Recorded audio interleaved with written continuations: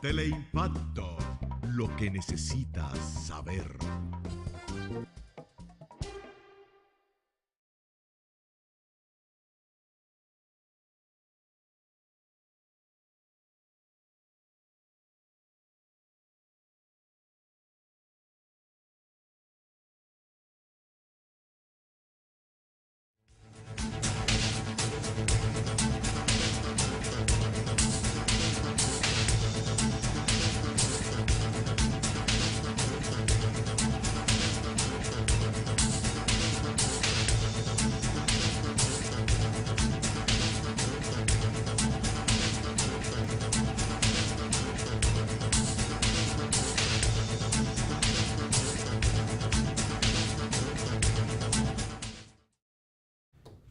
Buenas tardes, queridos amigos. Aquí nos encontramos de nuevo con ustedes en un programa más de sondeo emocional. Queremos excusar a nuestra invitada de hoy, la doctora Dilia Leticia Jorge Mera, quien en último momento tuvo la necesidad de cancelar nuestra cita aquí con ustedes hoy por un asunto importante, ineludible, y nos pidió disculpas y le damos la disculpa, aunque lamentamos muchísimo el habernos perdido su presencia y también lamentamos que el país se haya perdido de esta comparecencia de ella con ustedes, y mantenemos la esperanza de que en el futuro podamos tenerla aquí. Sondeo Emocional es un programa que sale todos los miércoles de 1:30 a 2:30 de la tarde. El programa puede ser visto también alrededor de las 12 de la noche. Y nuestro programa, si usted no lo pudo ver durante el día, en las dos oportunidades que tenemos, puede accesar a ello a través de YouTube, a través de Sondeo Emocional o también a través del Dr. Pérez Hernández, y puede ver el programa tranquilamente en su casa en la mejor hora. Se suponía que esta fuera la segunda parte del tema sobre el abuso infantil. La primera parte fue magistralmente presentada por la licenciada Arislady Sánchez, quien habló sobre el abuso infantil en sus generalidades. Y hoy nos correspondía hablar del abuso infantil también y de los derechos de los niños desde el punto de vista de la ley, porque al haber tenido presente aquí a una abogada que maneja específicamente ese tema, hubiera sido fantástico desde la perspectiva de la ley cómo ellos ven y manejan esos casos. Pero no obstante, se nos han hecho varias preguntas y queremos redondar en el tema que tanta importancia tiene para todos nosotros. Hay casos en el país donde a veces uno se pone a pensar hacia dónde está dirigido. Por ejemplo, si usted visita mi consultorio, en la puerta de mi consultorio hay un póster que nos envió en el 2004 una amiga que trabajaba o trabaja en Conani. Y fue en aquel momento, en el 2003, 2004, se había reformado la ley sobre el Código del Menor. Y por ese motivo, Conani emitió unos pósters muy bonitos que yo decidí ponerlo. En vez de poner mi nombre en la puerta del consultorio, puse el póster de ellos. Allí está, desde el año 2004. Y en este póster se hablaba de los derechos de los niños, de las niñas y de los adolescentes. No se hablaba de deberes, se hablaba de derechos. Y es tan importante lo que ellos señalan que en vista de que Dilia Jorge Mera no pudo estar con nosotros, hicimos una pequeña investigación y copiamos textualmente lo que dice, y yo lo quiero leer para que no se nos escape ninguna parte. Dice, de derechos de los niños, niñas y adolescentes. Y más abajo con letras grandes, dice, conócelos. Y estos son los siguientes. El derecho a la vida, el derecho al nombre y a la nacionalidad, el vivir en familia, a la cultura, el derecho a la cultura, al deporte, al tiempo libre y a la recreación, el derecho al medio ambiente sano, el derecho a la integridad personal, el derecho a que sea denunciado el abuso en tu contra, el derecho a opinar y a ser escuchado, el derecho a la educación y el derecho a la salud y a los servicios de salud. Esto está muy bonito, esto está muy correcto, pero yo no veo aquí deberes. Y que nosotros sepamos, los niños también tienen deberes. No solamente hablar de derechos, donde en una convención internacional se formuló la idea en el año 1991 de tener un código de protección para el menor, sino también debiéramos poner los deberes de los niños. ¿Y por qué hablo de deberes? Porque nosotros en nuestra práctica vemos con mucha frecuencia padres que llegan a nuestros consultorios muy afectados por la conducta de sus hijos. Y han hecho todo lo posible por corregirla, han ido a muchísimos profesionales a tratar de ayudarlos y el muchacho o la muchacha no cambia. Continúa igual o peor. Y llega el momento que se te aparecen en la consulta y te dicen, doctor, ya yo no sé qué hacer. Nos estamos volviendo locos y él o ella no hacen caso. Esto para el profesional de la salud en este país es un poco problemático, porque no tenemos los medios reales de poder ayudar a esta familia. Hace algunos años, en el año 2005, 2006, cerca del 2006 o 2007, llegó hasta nosotros la noticia de que existía en el país lo que se llama el Tribunal para Menores en Conflicto con la Ley. Tribunal para Menores en Conflicto con la Ley. Invitamos a un programa en el cual comparecíamos en aquel entonces a sus dirigentes y nos explicaron de que formaba parte de la Fiscalía y que allí ellos trataban a los niños y a las niñas en conflicto con la ley.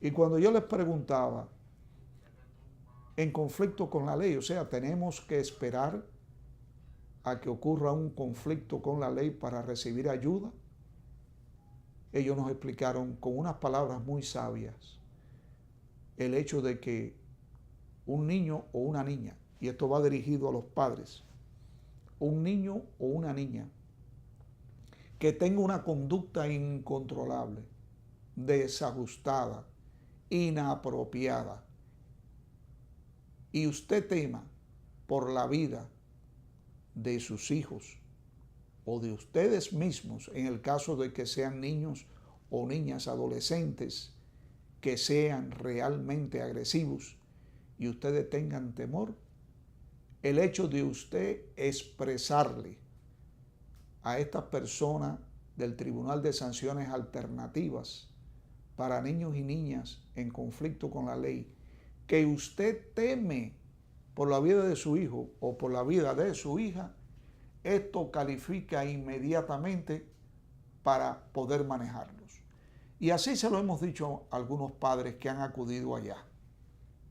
Y les han ayudado en la medida de sus posibilidades. Porque yo quiero preguntarle a usted, ¿qué control podemos tener nosotros ante un adolescente agresivo que no respeta a sus padres, que viola todas las reglas de la sociedad, que mantiene una conducta oposicionista y desafiante, que no ha obedecido a nadie? ¿Cómo usted va a garantizar de que lo obedezca a usted? Necesitamos instrumentos mayores, necesitamos herramientas, instituciones donde nosotros podamos referir ese caso y se le ayude a esta familia. Tenemos la experiencia de que varios de nuestros casos, que han sido como yo le acabo de describir, fueron ayudados exitosamente. Y siempre que tengo una oportunidad, felicito a todas estas personas que trabajan en el Tribunal de Sanciones Alternativas para adolescentes en conflicto con la ley. Y hoy lo hago una vez más. Pero ¿qué pasa? ¿Desde cuándo viene este problema en el país? De que no tenemos medios de poder resolver estos problemas. Porque ya los reformatorios, que eran lo que se utilizaba en los años 50, al principio de los años 60, se probó, entre comillas, de que no eran el resultado para estas cosas. Y es verdad, un reformatorio implicaba en todo su contenido a una privación de libertad, a una separación del adolescente de la familia, a un desconocimiento de las situaciones, a una carestía de valores. ¿Y qué pasaba? Si no se llegaba al origen del problema que tenía el adolescente o la adolescente, no se resolvía nada. Podía estar en el reformatorio, que era como una cárcel, podía estar muchísimo tiempo aprendiendo cosas malas.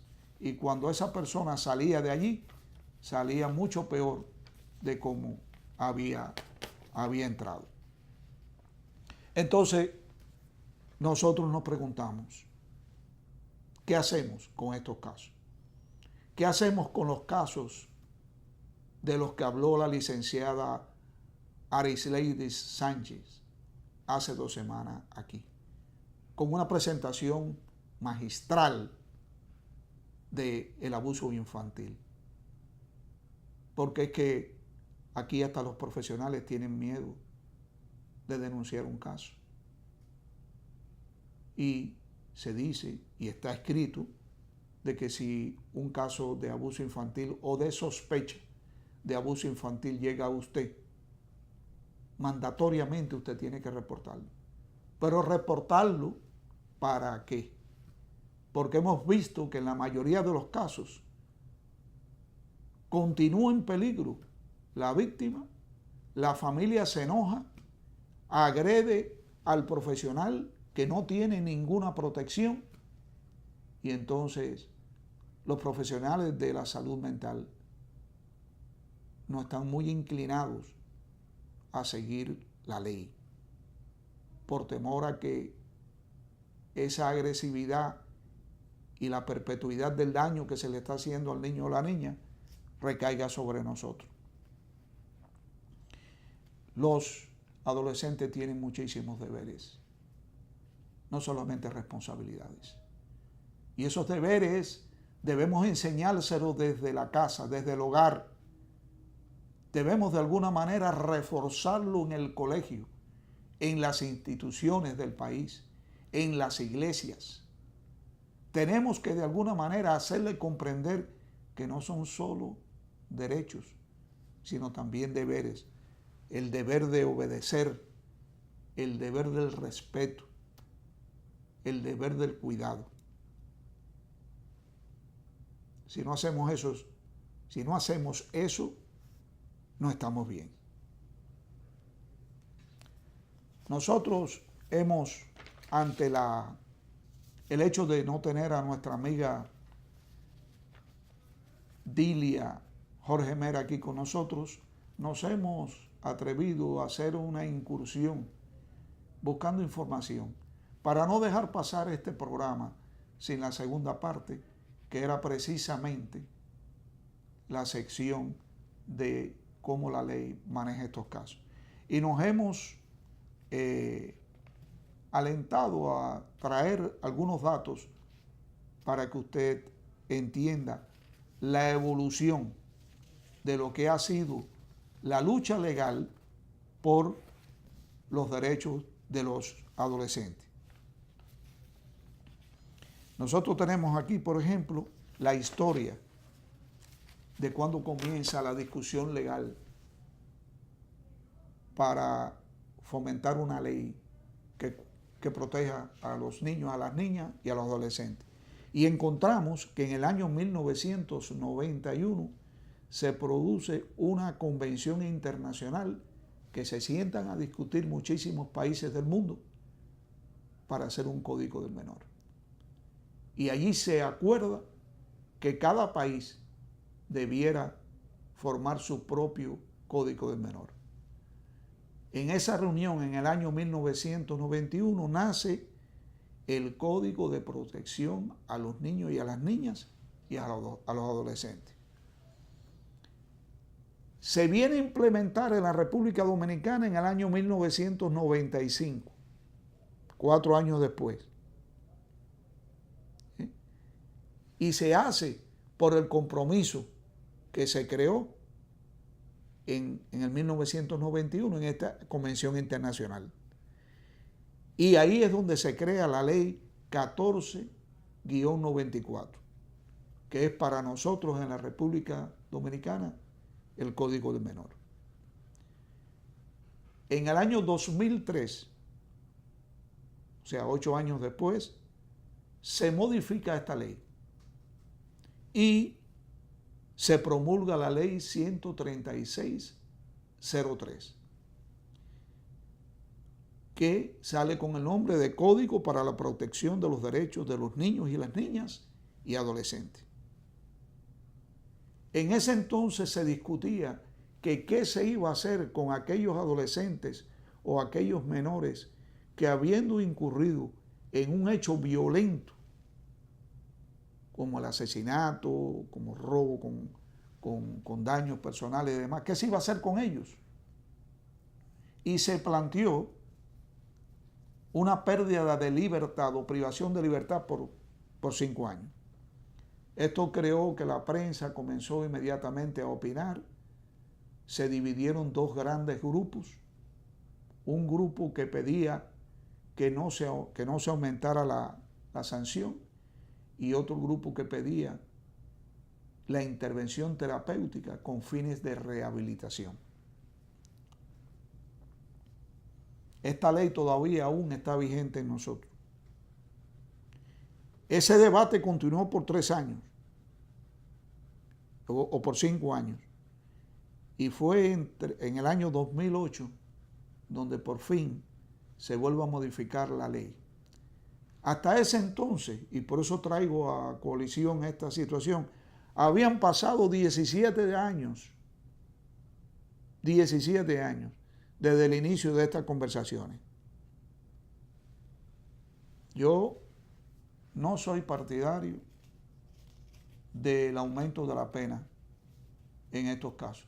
Soy partidario de una intervención temprana y de una intervención terapéutica con fines de rehabilitación. Pero tenemos los instrumentos para hacerlo. Tenemos la posibilidad de poderlo hacer. Bueno, hoy en día todavía no se ha podido. Y han pasado 22 años hasta la fecha en que, a pesar de que tenemos la ley modificada 2 o 3 veces, no tenemos los instrumentos necesarios para aplicarla. Y esto es algo muy vergonzoso. La intervención terapéutica, que es la de la rehabilitación, estaba basado en estos principios: en el fortalecimiento de los valores familiares, la prevención, la intervención temprana, los tratamientos, los servicios y las oportunidades. O sea, no era solamente encarcelar a un menor o un adolescente por haber cometido un delito grave y enviarlo a la prisión. A una prisión donde sin ningún tipo de estructura y sin ningún tipo de plan para la rehabilitación, lo que iba a adquirir el joven allí era aprender más y más maldades, porque eso es lo que es la prisión. La prisión es una universidad de maldad y usted no podía, usted estaba cometiendo una injusticia enorme en enviar a un adolescente sin ningún plan terapéutico a una prisión. Vamos a hacer un alto para nuestros comerciales y regresamos con este tema de los derechos de los niños, niñas y adolescentes.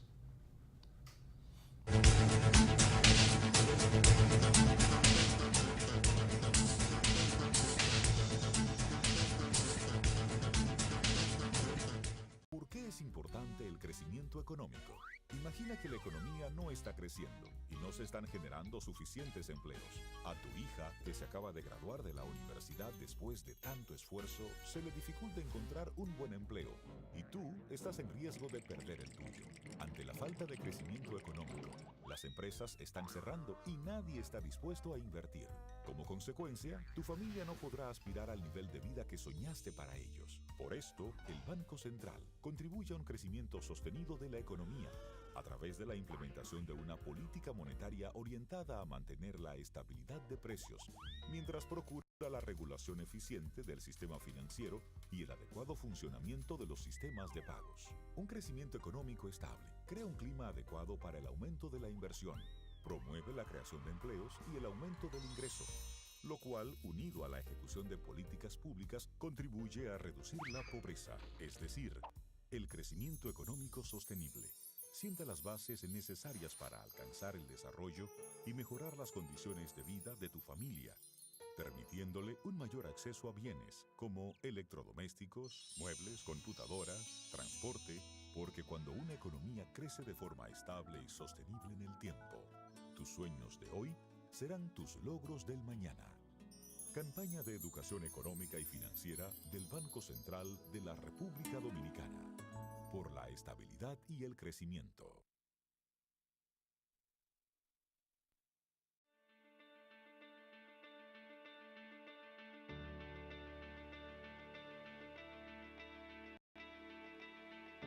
Cuando me propuse subir la bandera a la estratosfera, yo sabía que iba a ser difícil, pero no imposible. Solo era cuestión de nosotros hacer el esfuerzo y ponernos para eso. En los momentos difíciles siempre aparecía alguien que nos motivaba a seguir adelante. Esa idea de llevar la bandera a lo más alto se convirtió en el compromiso de todos.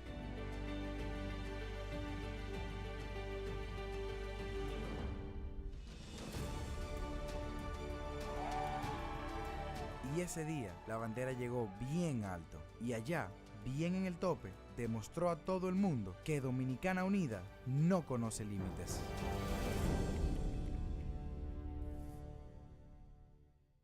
Cada día me despierto con su aroma, con su compañía y su alegría. Véndame la vida como siempre, siéntate aquí a ver el mar y que el aroma permanezca. Porque el sabor empieza en el aroma, porque me tienes y te tengo, porque las tradiciones no se pierden y esta es orgullo de todos. Ven con tu café de siempre, con esa aroma que enamora, con esa herencia de familia, con tu café Santo Domingo. Café Santo Domingo, sabor que empiece en el aroma. Tu café de siempre.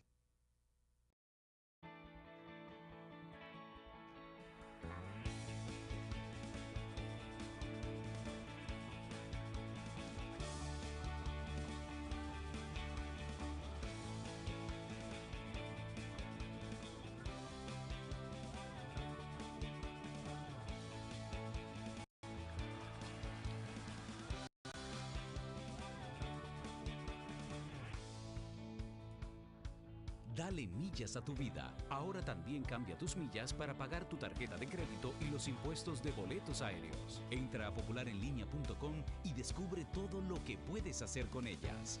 Popular, a tu lado siempre.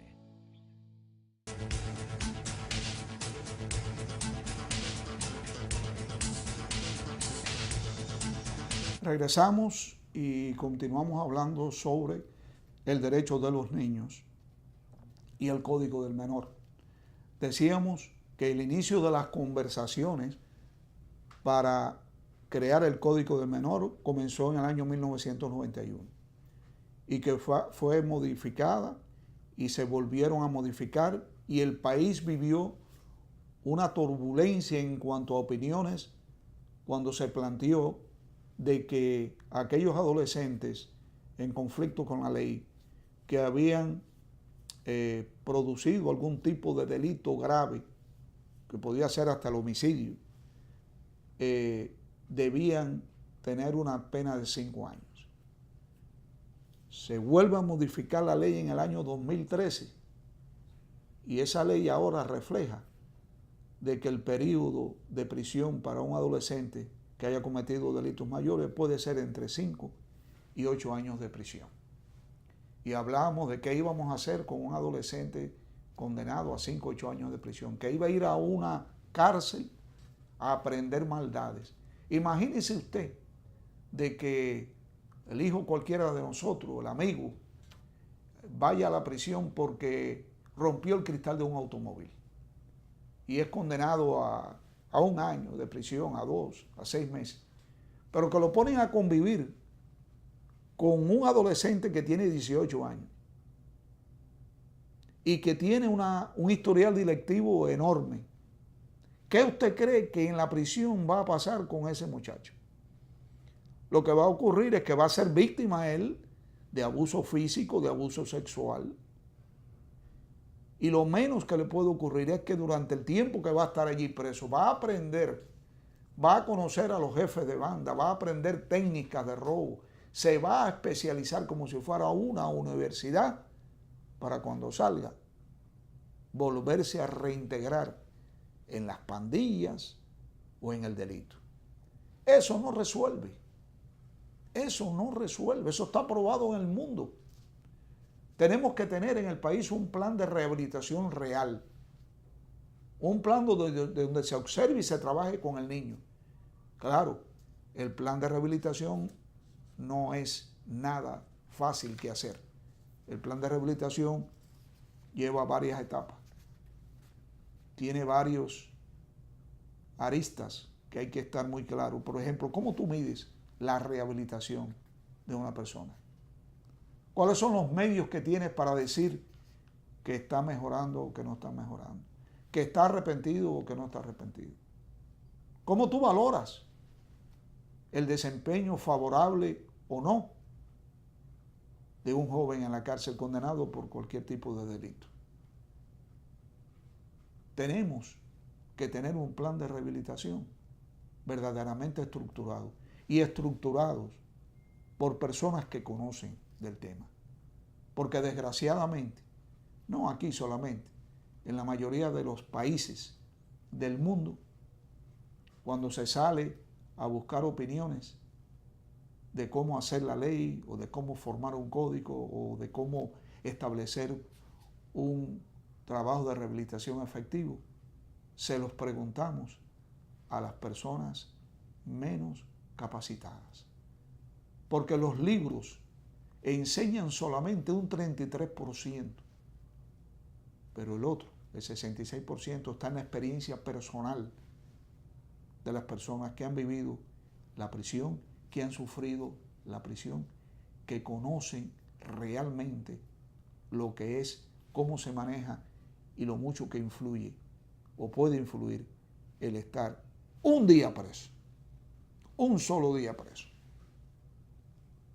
Si usted le pregunta a cualquiera de estas personas que realmente hayan aceptado y hayan reconocido su delito, que hayan pasado por la prisión y se hayan reformado, y usted le dice, cuéntame lo que ha sido tu vida en la prisión un día, un día, es posible que con la vida de un día de esta persona se pueda hacer una novela o se pueda hacer una película.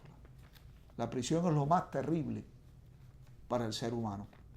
Por eso el encarcelar a una persona sin un plan de rehabilitación efectivo es tan criminal como el mismo hecho que lo llevó a esa persona a la prisión. Y nosotros, en el sentido del Código del Menor, que vemos que desde el año 1991 al 2008 han pasado 26 años. 26 años.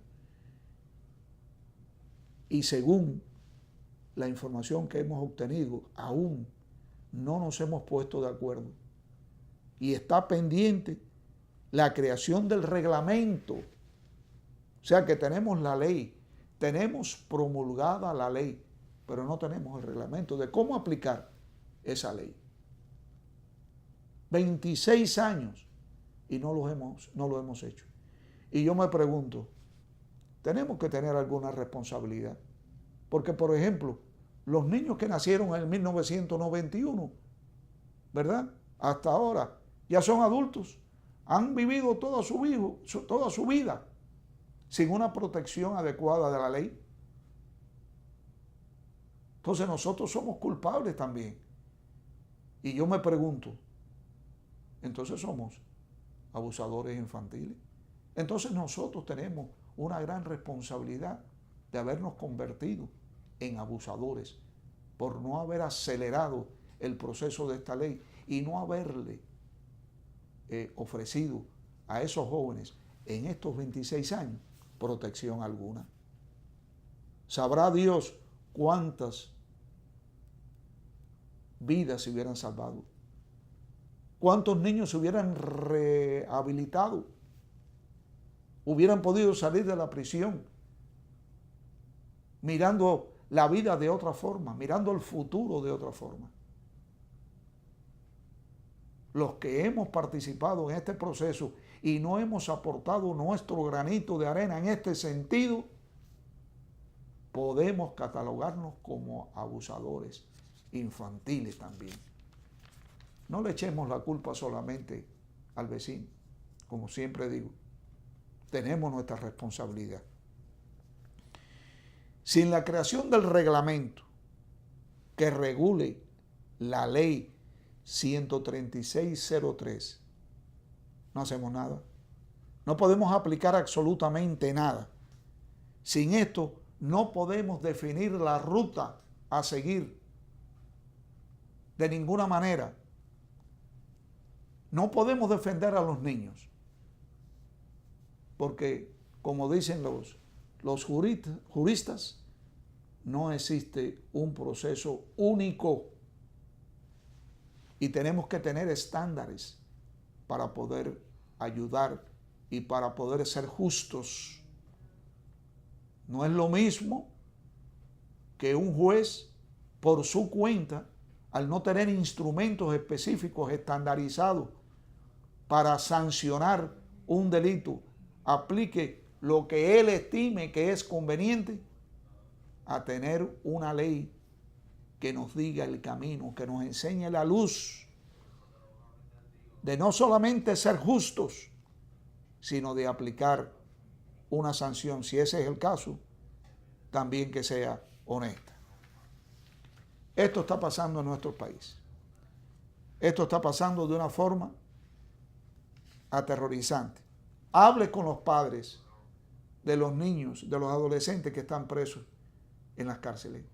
Acérquesele y dígale que le cuenten lo que cuentan sus hijos que están presos allí. No es posible que sigamos así. No es posible que estemos enviando a nuestros hijos a la prisión para que aprendan a ser peores todavía. Tenemos que de alguna manera buscar la ayuda. En los Estados Unidos y en otros países más adelantados que nosotros, las personas van al Congreso y protestan. Van a una marcha y protestan. Tratan de que se modifique la ley o que se promulguen nuevas leyes que puedan proteger a los niños y a los adolescentes. Aquí vemos a un grupo de personas luchando por eso.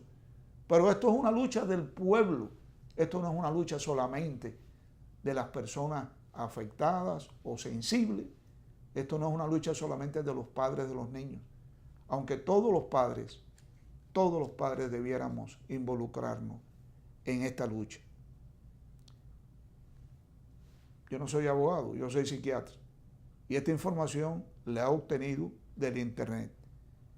Hay una revista, hay un escrito que se llama Proyecto Alerta Joven. Y todos estos datos que yo he dado aquí fueron publicados por ellos en el año 2015. Al no ser abogados no sabemos lo que ha pasado del año 2015 hasta ahora. Por eso queríamos la participación de una abogada. Y la vamos a tener.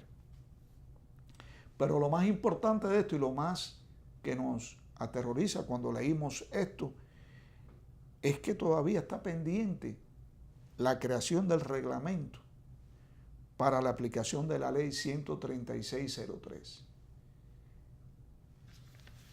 No sabemos cómo aplicarla, no sabemos qué vamos a hacer. Yo he tenido muchos casos de estos adolescentes que he tenido que enviar al único lugar que conozco, que es el Tribunal de Sanciones Alternativas para adolescentes en conflicto con la ley. Hasta ahora también está el Tribunal de Menores.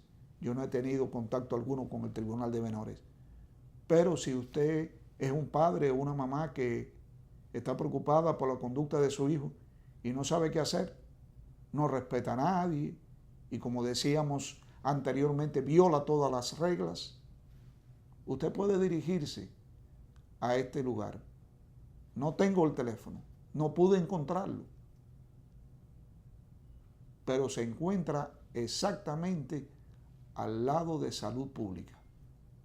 Al lado de Salud Pública, usted parada a la entrada principal de Salud Pública, a mano izquierda hay una escuela. Creo que es la escuela pública número 20. Allí, en el segundo piso, hay un departamento para este Tribunal de Sanciones Alternativas para adolescentes en conflicto con la ley. No se asuste, porque no la estamos enviando a que ponga una querella. Porque muchos padres dicen eso: ay, doctor, pero ¿cómo usted me va a mandar a la fiscalía? ¿Que voy a poner una querella contra mi hijo? No, no es una querella lo que usted va a poner. Usted va a pedir ayuda. Usted le va a plantear su situación. Y ellos, sabiamente, dentro de sus posibilidades, le van a dar la mejor ayuda que ellos puedan. Vamos a unos comerciales y regresamos en breve.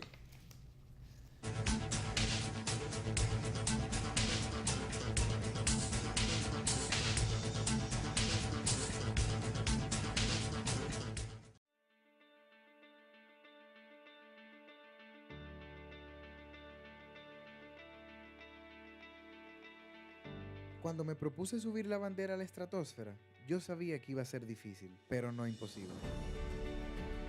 Solo era cuestión de nosotros hacer el esfuerzo y ponernos para eso. En los momentos difíciles siempre aparecía alguien que nos motivaba a seguir adelante. Esa idea de llevar la bandera a lo más alto se convirtió en el compromiso de todos.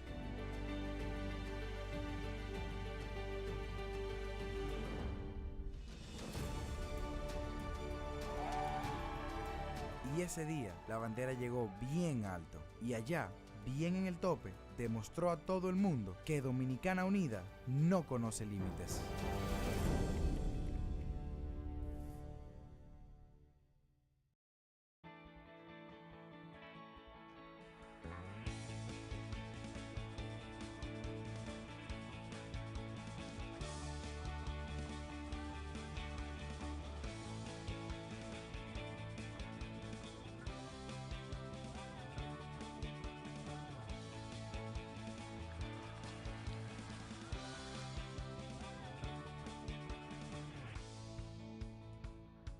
Dale millas a tu vida. Ahora también cambia tus millas para pagar tu tarjeta de crédito y los impuestos de boletos aéreos. Entra a popularenlinea.com y descubre todo lo que puedes hacer con ellas. Popular, a tu lado siempre. ¿Cuál es tu historia? Yo soy hijo de la agricultura y siento amor por sembrar una mata. Han pasado la vida sembrando habichuelas. Y para sembrar habichuelas hay que pelar las lomas. Todas esas montañas, toda esa loma por ahí, la gente la chapeaba. Pero ahora están motivados a que si se le apoya, en vez de sembrar habichuelas, van a sembrar aguacate y van a sembrar café.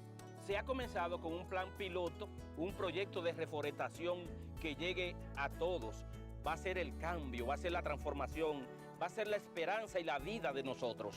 En Elías Piña, San Juan y Asua ya están en marcha los proyectos de reforestación del gobierno. En esas provincias se destinarán cerca de 2.500 millones de pesos para recuperar más de 200.000 tareas con árboles frutales y café.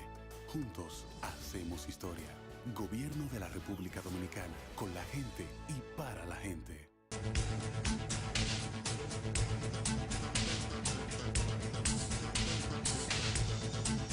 De nuevo con ustedes en este tema bien conflictivo, problemático, doloroso de lo que es el derecho de los niños y el abuso infantil.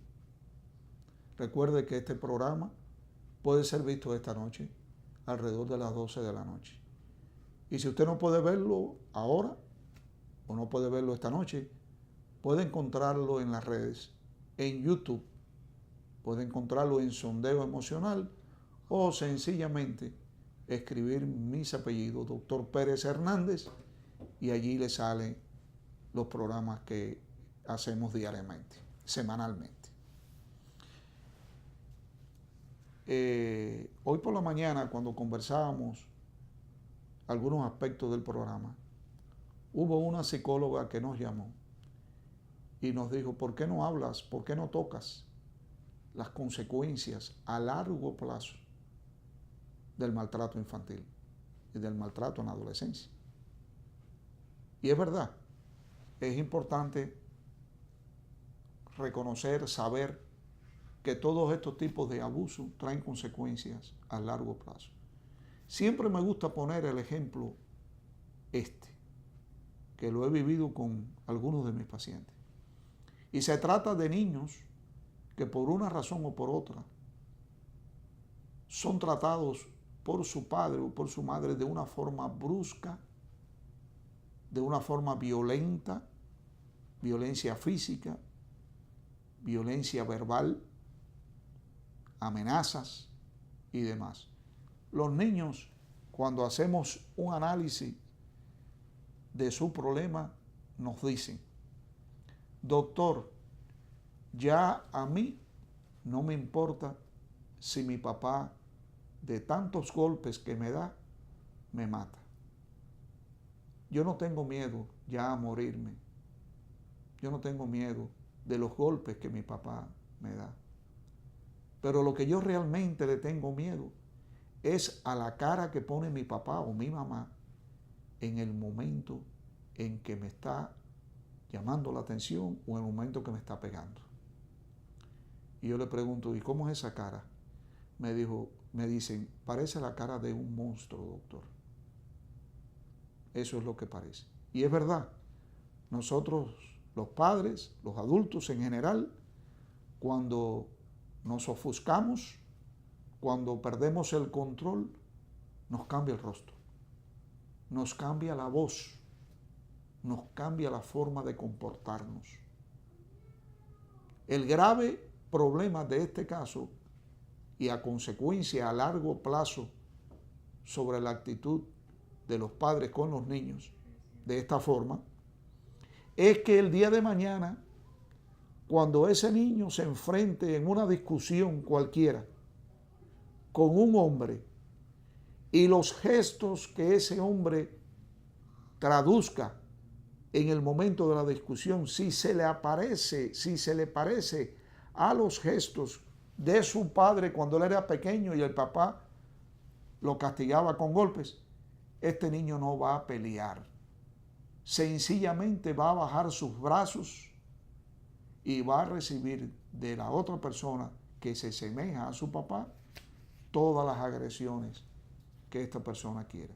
Y en el caso de las niñas que hayan pasado una situación similar, son víctimas de trauma y van a aceptar la violencia doméstica, física, como algo normal.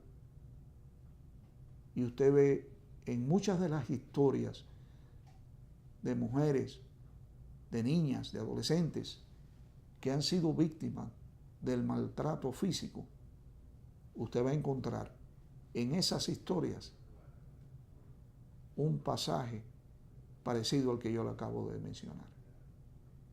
La violencia física del padre y de la madre, el cambio de rostro, el miedo cuando eran niños, los lleva a sufrir a largo plazo las consecuencias de un estrés postraumático que no se cura. ¿Y quiénes somos los culpables de que un hijo nuestro padezca de un trastorno de ansiedad cuando sea adulto, o padezca de depresión, o padezca de timidez extrema? Somos nosotros los responsables. No lo hemos sabido y hemos actuado de esa forma. Pero ahora que lo sabemos, si continuamos haciendo esto con nuestros hijos, sí somos culpables. Y la ley, en algún acápite, porque no somos abogados, debe recoger esta conducta y el padre o la madre debe ser sancionada. No podemos continuar así.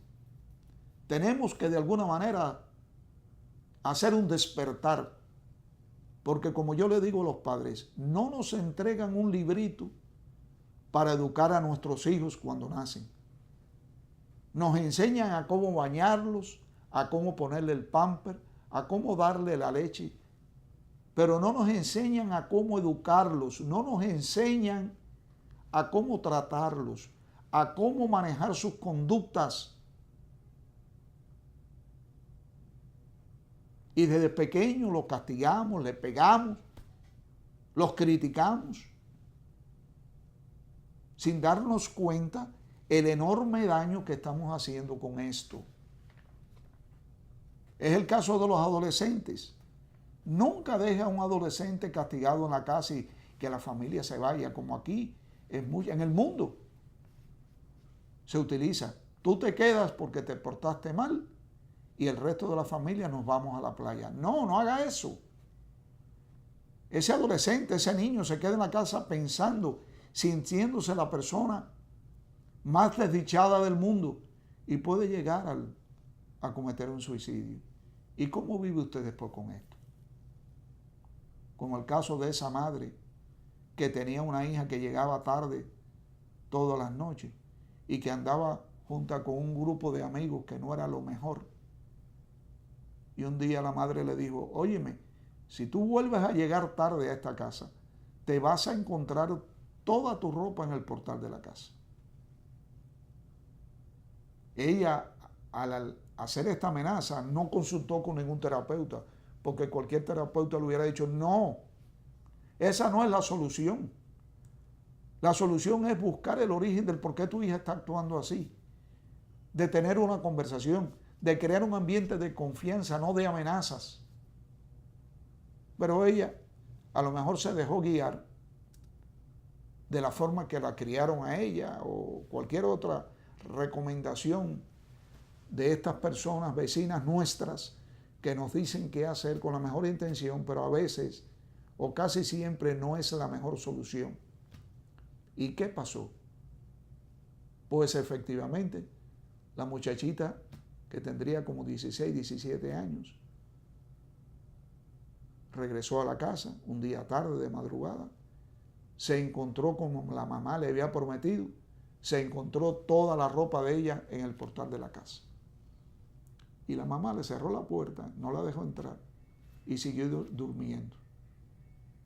Pero ¿qué pasa? Por la mañana, cuenta la misma madre, que con el ruido de los vecinos, que sintió personas corriendo en el pasillo, se levantó, abrió la puerta de su casa y con la misma ropa que ella le había puesto en el portal a su hija, la hija se ahorcó. Y me decía la señora, ay doctor, yo no puedo vivir así. Yo le produje la muerte de mi hija. ¿Qué diera yo en estos momentos para tener a mi hija viva, aunque llegara a la hora que fuese? Este caso se repite muchísimas veces. Muchísimas veces. Tengo el caso también de una mamá que le dijo al hijo que se fuera de la casa por alguna razón. Y al otro día, cuando ella abrió la puerta de su casa, frente a su casa, en el pase de un puente de un ferrocarril, estaba su hijo colgado mirando hacia la casa. Esa señora, 3 años después, murió de una causa que nunca se pudo establecer. Esa señora, esa madre, murió de tristeza, murió de dolor, murió de una agonía infinita, porque tuvo una discusión con su hijo y lo manejó inapropiadamente.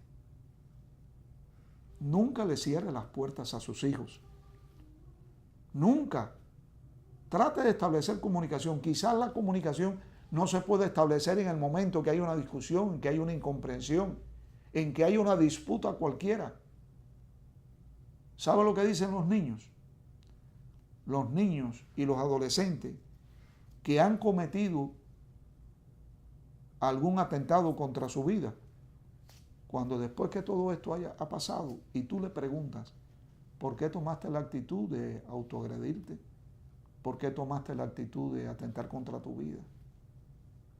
Ellos te dicen que en algún momento ellos entendieron que sus padres lo habían dejado de querer y que no podían vivir sin el cariño y sin el amor de sus padres. Tenga esto siempre presente.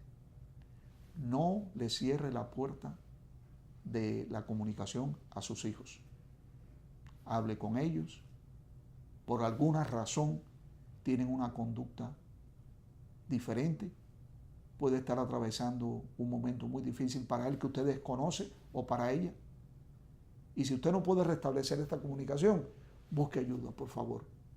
Busque ayuda, porque de esa manera usted podría salvarle la vida a sus hijos.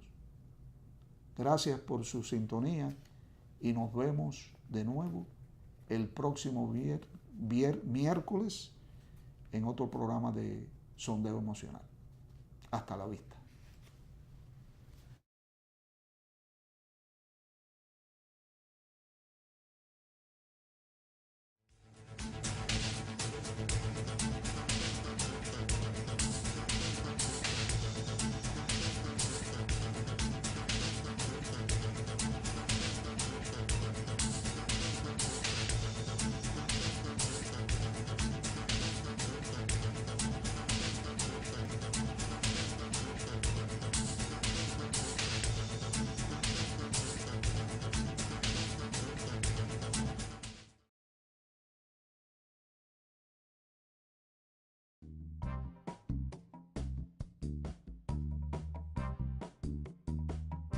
Teleimpacto, lo que necesitas saber.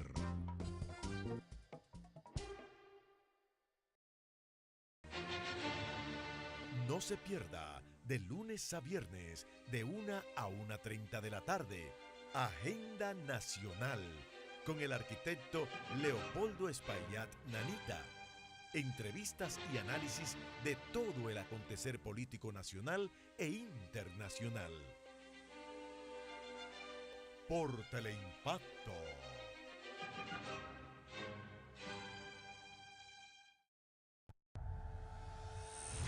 Hace Master está contigo en cada momento con los mejores canales y premia tu fidelidad con atractivas promociones. Somos la compañía con más cobertura a nivel nacional y contamos con la mayor cantidad de canales exclusivos y de más de